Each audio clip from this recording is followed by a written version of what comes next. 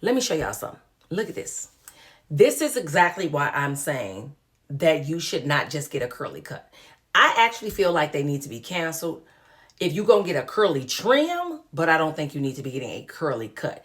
And I done said it before. If you haven't watched my past video, trim is like clipping ends. Cut is when you actually cutting hair to shape it. That's the difference.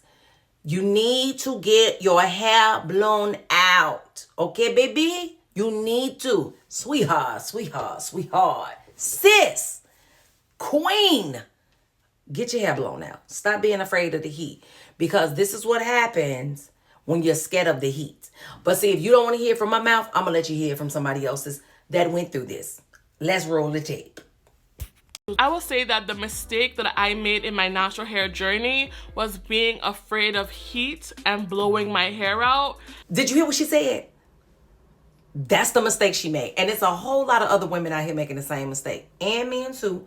I feel like some men are worse off because men be swearing they got drip and it be a bunch of damaged hair because they do not get their hair blow dried and clipped and stuff. I got a son, so I know. He thought he had drip baby for a long time. And then I started managing his hair and I'm like, yeah, son. You dripping in damage. You dripping in damage. But the thing about it is, let's just finish hearing out. Before I say anything else, let's just finish hearing out.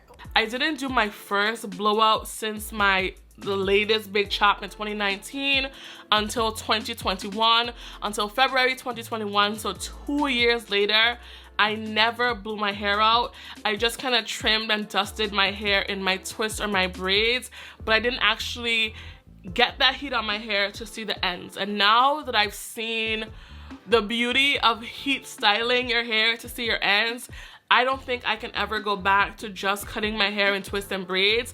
That's something I've sworn by. That's something I've told y'all to do, or told y'all that's what I do.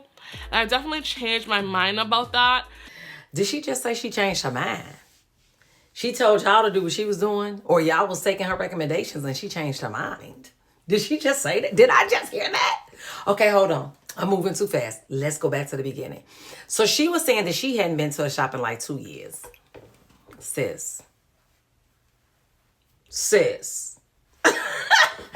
I understand that a lot of times y'all can't afford to go to the salon. I get it. But if we can afford to do other things, we can afford to go to the salon at least twice a year. Now, my recommendation would be go every 60 days. If you can't afford to go every 60 days, go every 90. If you can't afford to go every 90, do it every 4 months. If you can't afford to do it every 4 months, go every 6 months. That's twice a year. You need a professional to look in your hair and see what's going on with your hair and your scalp. You need a professional to be able to determine whether you're going to be bald head in 2 years or whether you're going to have hair down your back in 2 years. Well, again, hair growth is genetics. I'm just simply saying that you need somebody that can actually see all of your hair. Not you just looking at your hair and you're pulling it forward and trying to clip it and cut it and all of that. No. So seek a professional. If you go to the doctor, y'all know I love a good analogy. You got to go to the doctor to make sure that they can see stuff that you can't see right. This is for ladies. Men, this ain't for y'all. If you go to the doctor because you need them to see some things that you can't see, you should be doing the same thing when it comes to your hair. Go to a professional stylist who specializes in your hair situation. And what I mean by that is if you got natural hair, you need to be going to a stylist who specializes in natural hair. If you got relaxed hair, go to somebody who doing relaxers. All right? Because I know somebody might look at this video and I'm trying to make it apply. But we over here, we talk a lot about natural hair. And for my naturals, please go to a salon or somebody who knows what they're doing so that they can make sure that your hair is not damaged. And it's just looking cute. Because just because it look good, don't mean that it is good. My twists and my braids did not show me those see-through ends. They just didn't. My ends just did not look like that when my hair was curly. It twisted on itself, it coiled on itself, and it made itself look like beautiful, juicy ends when they really needed to be cut and trimmed away. Before we close this thing out, let's go back and talk about the part where she was telling y'all what to do with y'all hair, or what she was telling y'all she did with her hair. Let's get into that.